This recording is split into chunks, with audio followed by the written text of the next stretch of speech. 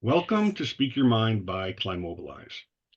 My guest for this session is Anika Heck.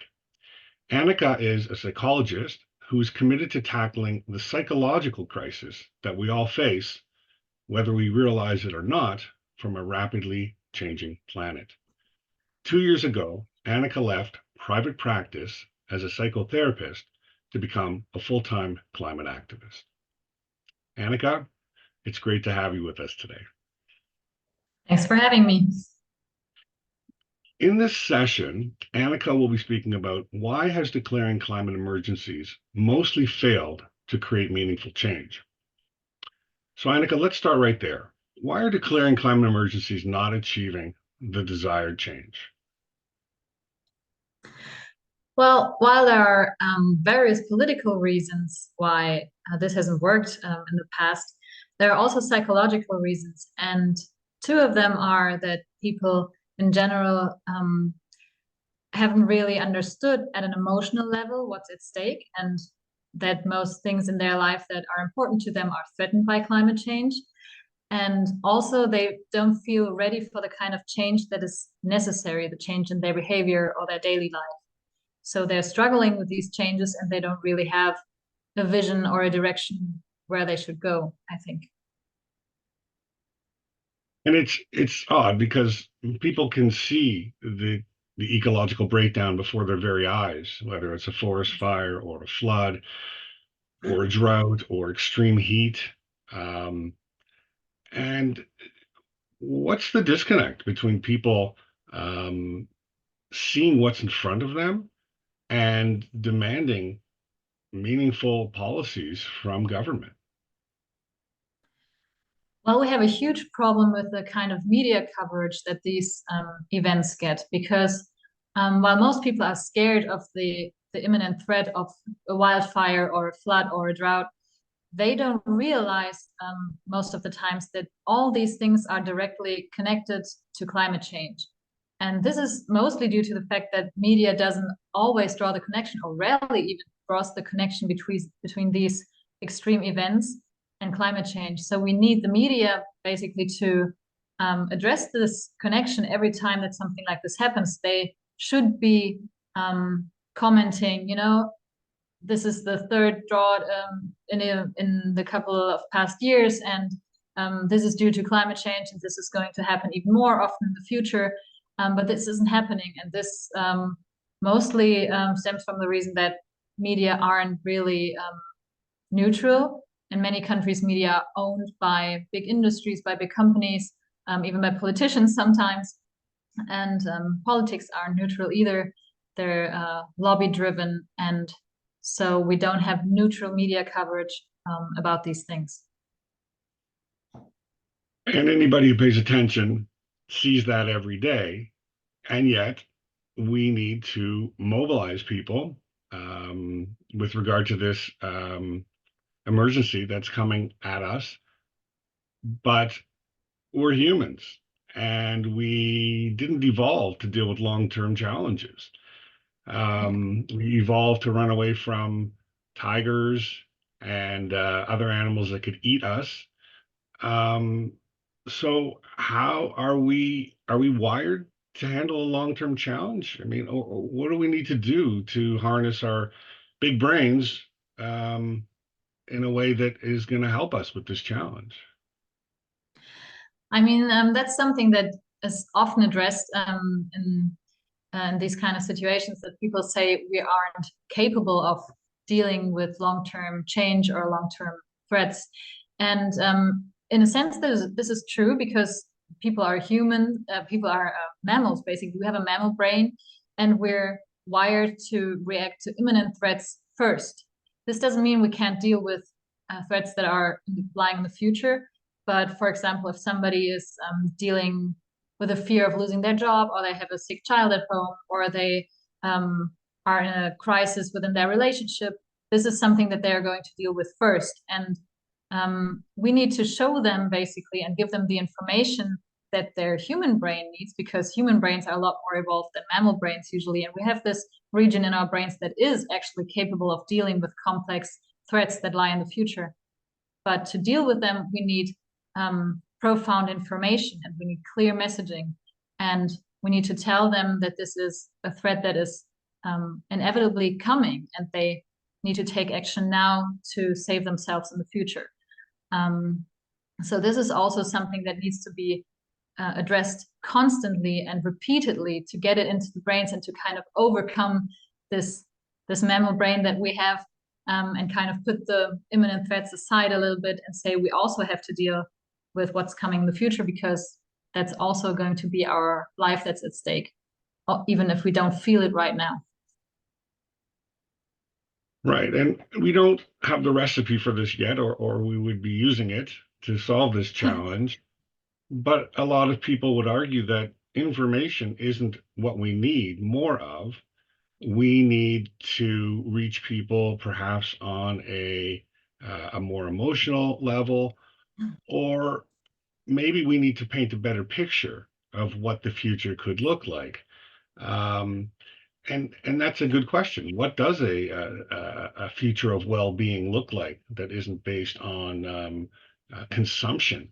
Um, and many people have put that vision together. But again, psychologically speaking, why is it so hard to sell a story, a narrative of us existing with our friends and family and our communities and not being tied to stuff that arguably doesn't make us happier? I mean, the suicide rates are out of control. So, what is happening with our inability to sell this message?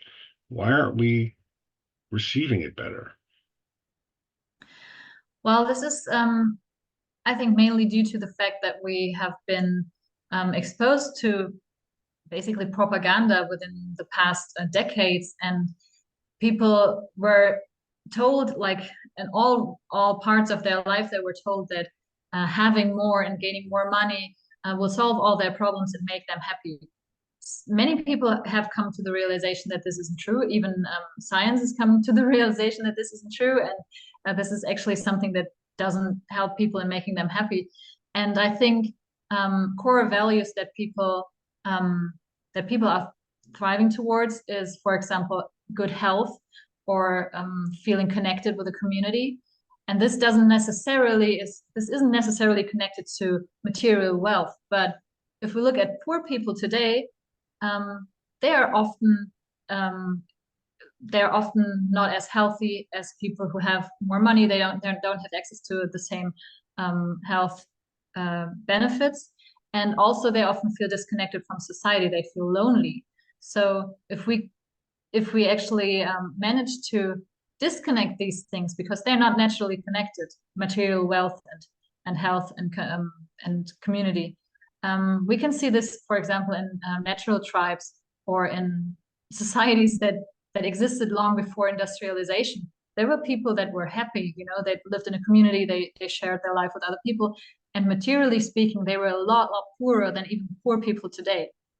So we kind of need to disconnect in our heads and our minds these two issues, and we need to create a picture of a future that is, well, where happiness is based on health and living a good life, sharing it with good people around you, um, creating good memories and experiencing pleasant events without connecting this to material wealth, because it isn't connected actually. It's just something that we were told is connected.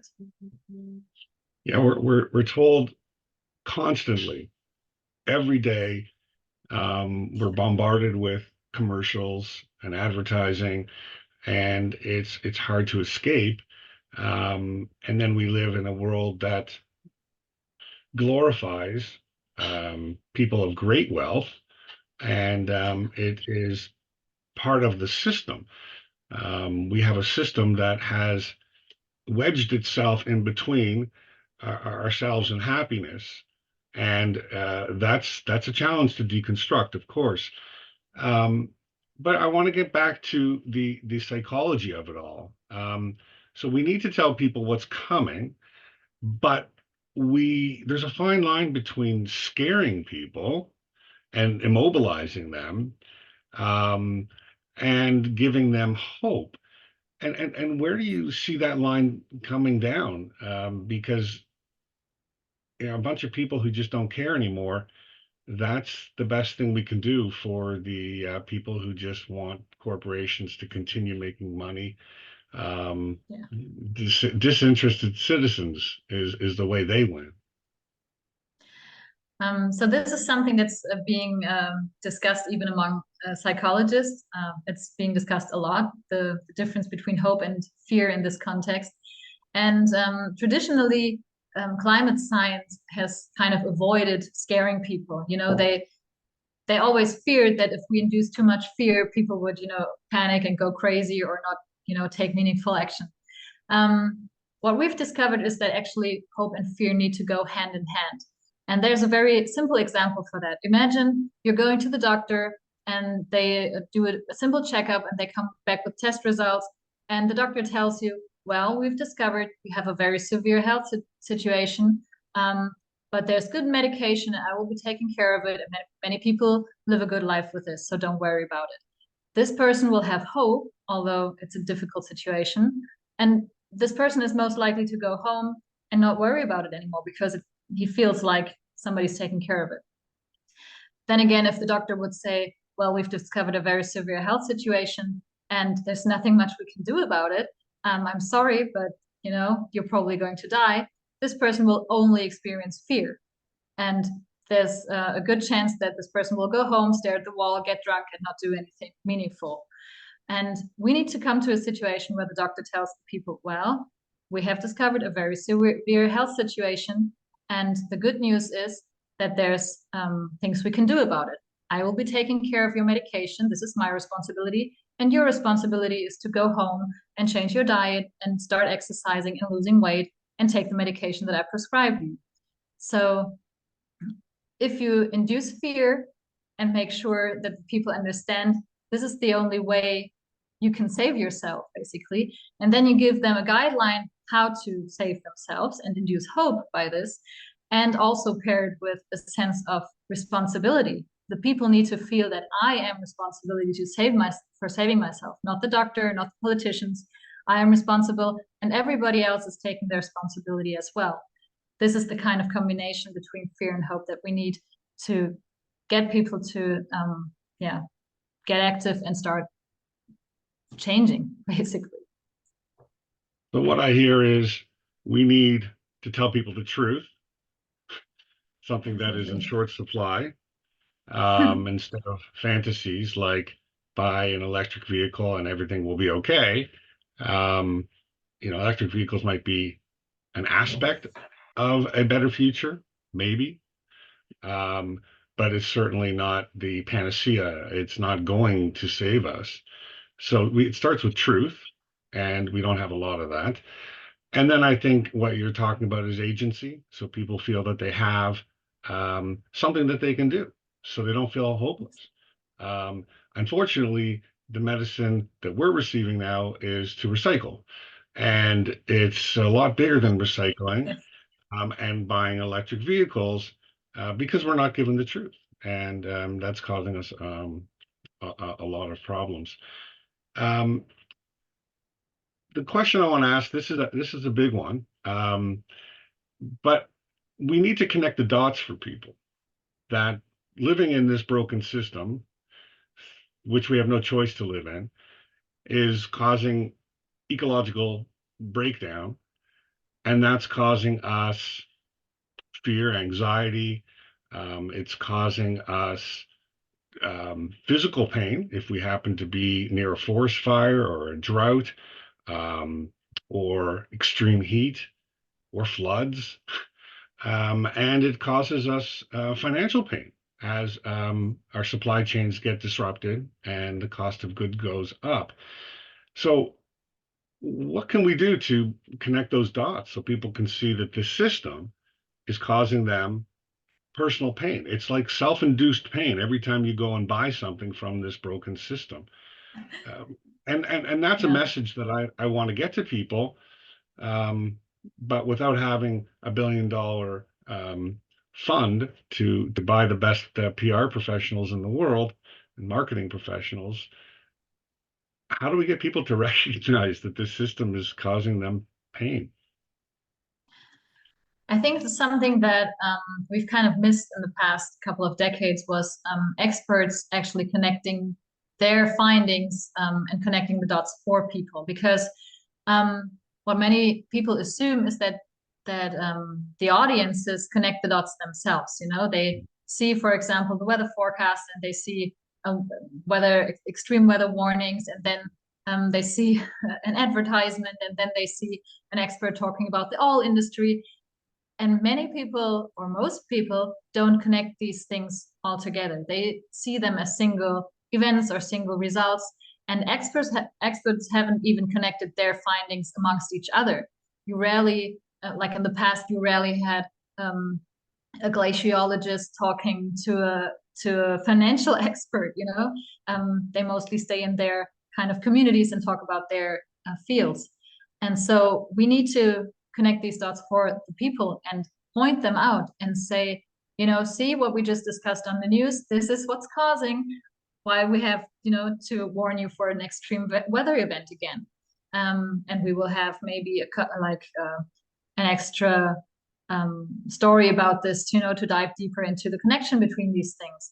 And I think we need to kind of educate people and starting to, or re-educate people and starting to grasp these complex interconnections, because what has happened in the media field in the past years is that people are overwhelmed by the complexity of things, and they kind of tend to look for easy solutions. And that's why also there's a drift, like a shift to the right, for example, because politically right extremists always come up with very simple answers for people.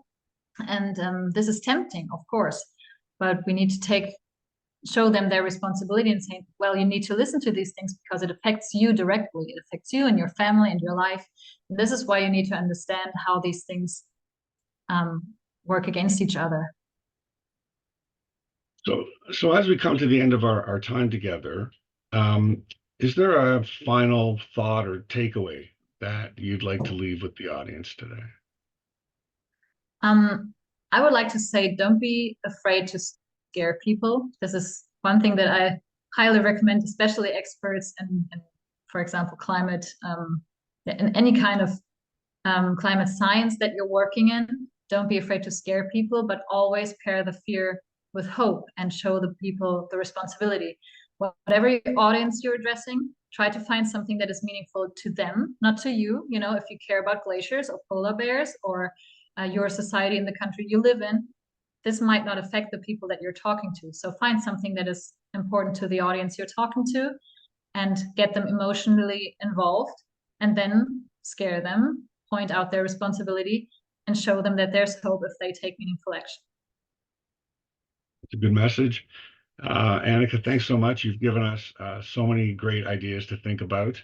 You're And I welcome. just want to wish you good health and good luck as we embark on a new year, and hopefully we can turn the corner in 2024. Hope so too. Same to you, and thanks for having me again.